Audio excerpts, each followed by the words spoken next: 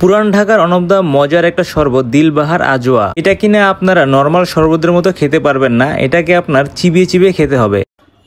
তো 1 ঘন্টা দাঁড়ায় ছিলাম, 1 ঘন্টা দাঁড়ায় থেকেই খাবারটা পাইছি অবশেষে, মানে এটা লাকি বলা যায়। দেখতে পাচ্ছেন দোকানে কি পরিমাণ ভিড়। এই দোকানটায় আপনাকে যেতে হলে আপনি ইজিলি নাজিরা বাজার থেকে আলুপট্টির দিকে হেঁটে গেলে সুরিটোলা স্কুলের অপোজিটে আপনারা এই দোকানটা পেয়ে যাবেন। এই দোকানের প্রতি গ্লাস শরবতের মূল্য 120 টাকা এবং এই শরবতে ভাই সব কিছু হেলদি আইটেম ব্যবহার করে, প্রত্যেকটা আইটেমই আপনার শরীরের জন্য উপকারী।